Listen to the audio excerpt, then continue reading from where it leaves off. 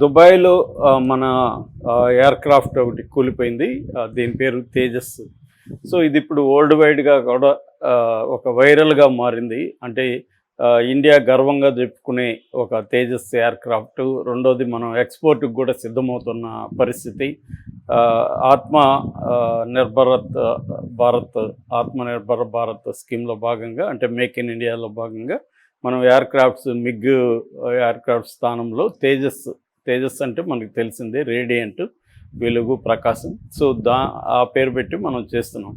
So, ఇది ఇప్పుడు కూలిపోవడం అనేది ఇండియాకి చాలా రకాలుగా నష్టాన్ని కలిగించే వ్యవహారం.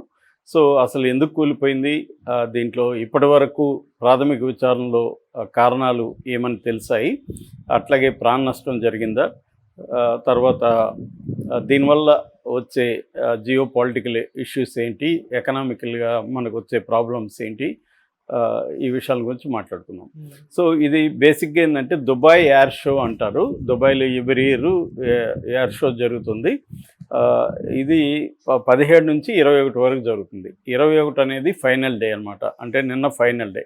ఈ ఫైనల్ డేలో మామూలుగా ఏందంటే మనకి ఫ్లయింగ్ డిస్ప్లే సెగ్మెంట్ అంటారు. ఫ్లయింగ్ డిస్ప్లే సెగ్మెంట్లో మన ఫ్లైట్ అనేది పాల్గొంటుంది. ఈ ఫ్లైట్ దీనికి కమాండర్ నమాన్స్ స్యాల్ అని, ఆయన 37 సంవత్సరాలు.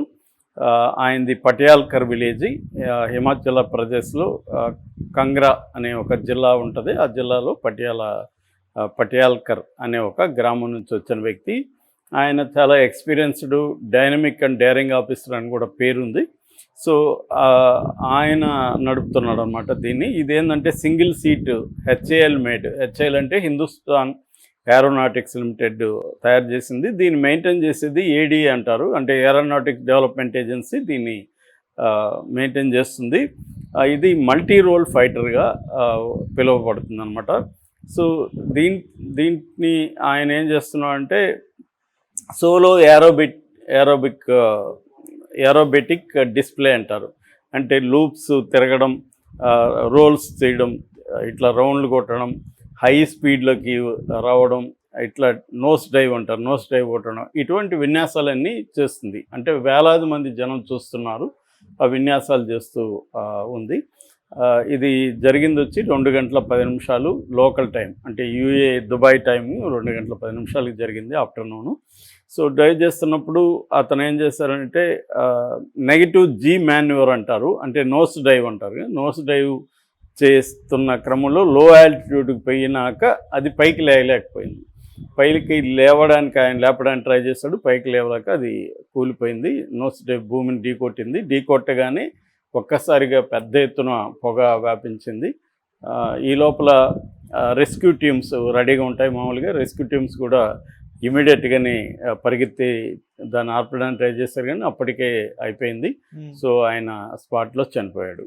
సో, ఇది ఒక షాకింగ్ అని చెప్పొచ్చు. ఎందుకంటే మనకి మేక్ ఇన్ ఇండియా అని మనం గొప్పగా చెప్పుకుంటున్నాం. 1980s తర్వాత, అంటే మనకి పాకిస్తాన్ వార్ తర్వాత పాకిస్తాన్ F-16 విమానాల్ని అమెరికా సప్లై చేసిన తర్వాత మనం ఏం చేస్తామంటే మన ఓన్గా చేసుకుందామని డిసైడ్ అయ్యాం. మనకి 98లో పోఖ్రాన్ టెస్ట్ జరిగింది. దాని తర్వాత మన మీద శాంక్షన్స్ కూడా వచ్చాయి, విదేశాల నుంచి రావడం. దాంతో మనం ఓన్గా తయారీ అని మొదలుపెట్టాం.